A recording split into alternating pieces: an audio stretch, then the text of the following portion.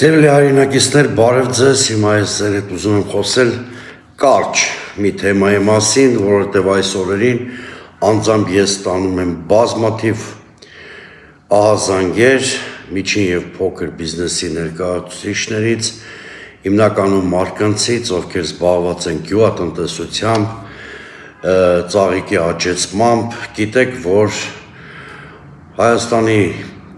կառավարության արկածախնդիր քաղաքականության հետևանքով գյուղատնտեսության արտադրանքի ծաղիկների ձկնեղենի արտահանման ճանապարհին, Ռուսաստան արտահանման ճանապարհին խոչընդոտներ են ստեղծվել, ինչի հետևանքով միջին եւ փոքր բիզնեսի ներկայացուցիչները տուժում են, մարդիկ հայտնվել են վարկերի բեռի տակ, չգիտեն ինչպես սպասարկել իրենց վարկերը, մի խոսքով անելանելի եւ անտանելի վիճակ է։ Քիչ առաջ էլ տեղեկատվություն ստացվեց, որ Բավրայի անցակետը փակել են գյուղատնտեսները, վարորդները եւ բողոքի ակցիա են իրականացնում կառավարության քաղաքականության դեմ։ Բարգավաճ Հայաստան կուսակցության մեր քաղաքական թիմի, ընտրաթիմի համար փոքր եւ միջին բիզնեսի շահերի պաշտպանությունը առաջնահերթություն է, այդ առումով մեր ծրագրում բազմաթիվ կետեր կան, գույքահարկի ռեֆորմից սկսած մինչև այլ նախաձեռնությունները, դրանց մասին իմ տնտեսագետ գործընկերները անդադ խոսում են, ես ուզում եմ խնդրի քաղաքական եւ սոցիալական կոմպոնենտների մասին խոսել։ Ինչ իրավիճակ ունենք։ Հայաստանի իշխանությունը ըստ էության վարում է երկու աթոռի վրա նստելու քաղաքականություն, կամ որ նույնն է մի արկածախնդիր քաղաքականություն, երբ լինելով ԵԱՏՄ անդամ, օրինակ ընդունում է մի օրենք խորհրդարանում Եվրամիության անդամակցության գործընթաց սկսելու մասին, որը պրակտիկ որևէ հետևանք ունենալ չի կարող, հիմա ես կբացատրեմ թե ինչու, բայց անհարկի լարվածություն է ստեղծում հայ-ռուսական հարաբերություններում։ Կամ Երևանում Նիկոլ Փաշինյանը նախընտրական դեկորացիայի նպատակով մայիսի սկզբին կազմակերպում է Եվրամիության լիդերների մասնակցությամբ զույգ գագաթաժողովներ, որոնք էլի պրակտիկորեն չեն լուծում Հայաստանի առջև ծառացած որևէ խնդիր, ոչ էլ նպաստում են Հայաստանի իրական եվրոինտեգրմանը, բայց հակառուսական ստրիպտիզ հիշեցնող այդ հավաքները լրացուցիչ ճգնաժամ հարուցեցին հայ-ռուսական հարաբերություններում։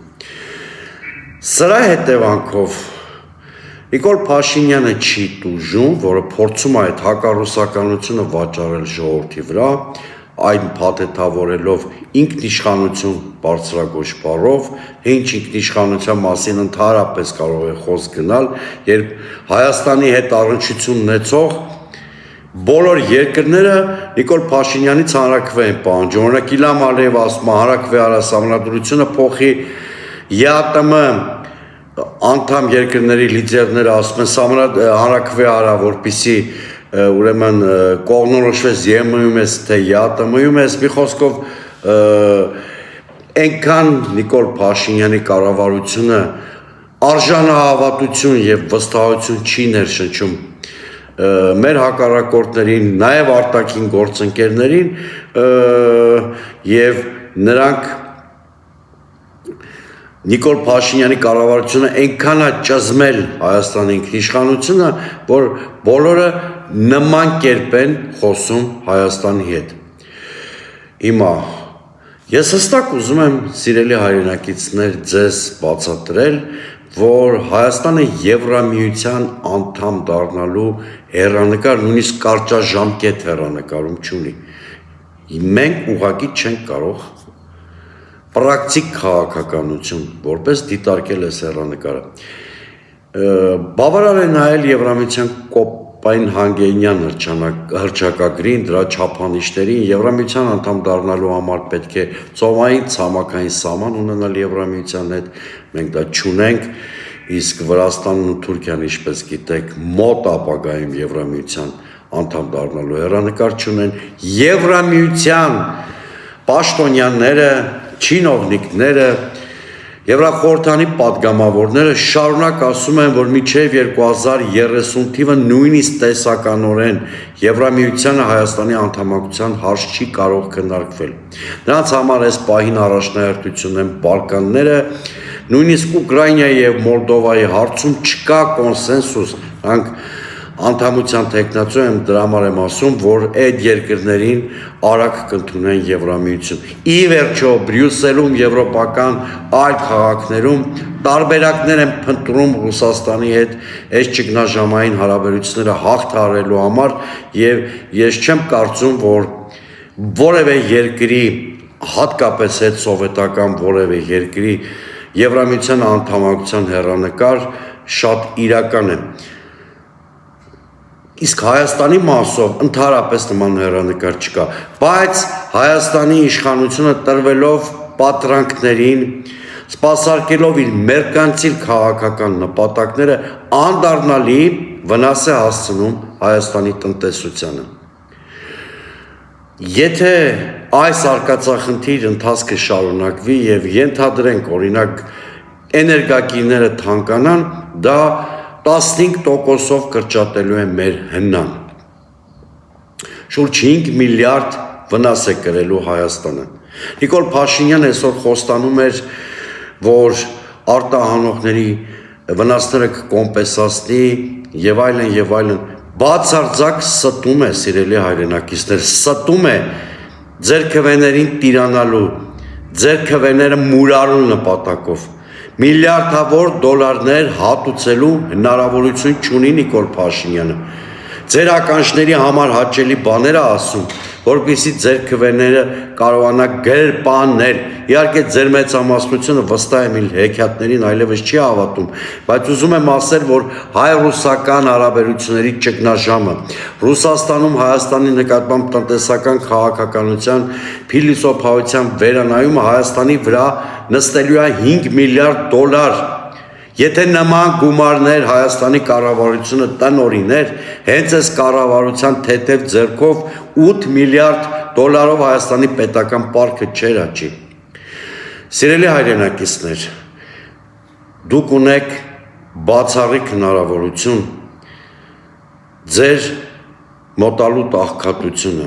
աշխատատեղերի կրճատման տխուր հեռանկարը,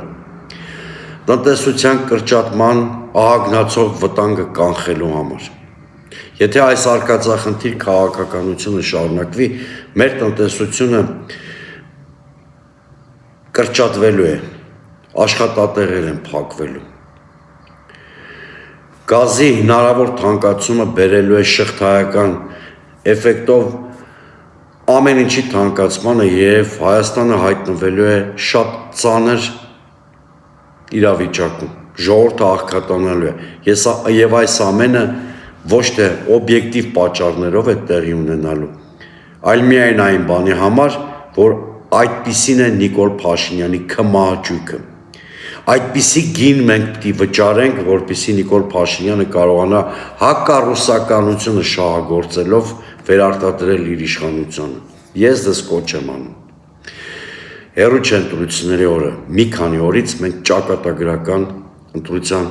հնարավորություն ունենք։ Մերժեք այս իշխանությունը,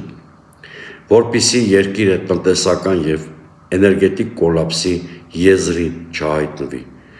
Մերժեք այս իշխանությանը, որպեսզի Հայաստանի Հանրապետության անվտանգային համակարգը միջև վերջ չփլուզվի եւ տնտեսական կայունությունը չխաթարվի։ Հայաստանը արկածախնդիր քաղաքականություն վարելու իրավունք չունի։ Մեր ընտրաթիմը, մեր քաղաքական թիմը հավասարակշռության դոկտրինի համոզված կողմնակից է։ Առաջինը մարդկանց բարեկեցության, կայուն տնտեսության իմպերատիվից ելնելով է, որ մենք պնդում ենք,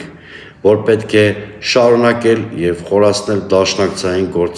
ընկերային հարաբերությունները Ռուսաստանի ՀԱՏՄ եւ ՀԱՊԿ գործընկերների հետ միևնույն ժամանակ շատ արդյունավետ ինստիտուցիոնալ հարաբերություններ ունենանք Եվրամիության հետ, Միացյալ Նահանգների հետ, Իրանի Իսլամական Հանրապետության հետ, Վրաստանի հետ, Չինաստանի հետ, արաբական աշխարհի հետ։ Չի կարելի այս տուրբուլենտ աշխարհում դառնալ աշխարհաքաղաքական կենտրոններից մեկի ֆորպոստը ընդդեմ մյուսի։ Հենց այդպիսի քաղաքականություն է վարում Նիկոլ Փաշինյանը։ Նա դարձել է արևմուտքի լիբերալ գլոբալիստական շահախմբերի ֆորպոստը, այսինքն երկիրն է դարձրել այդ շահախմբերի ֆորպոստը Ռուսաստանի դեմ։ Այստեղ խնդիրը այն չէ, մենք սիրում ենք Ռուսաստանը, թե չենք սիրում,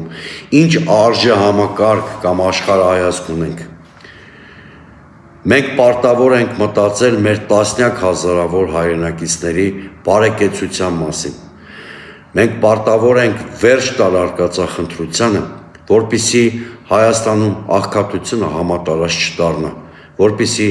չվտանգվի Հայաստանի տնտեսական կայունությունը եւ ամբողջովին չփլուզվի մեր անվտանգության համակարգը։ Ուրեմն ամսի 7-ին, հունիսի 7-ին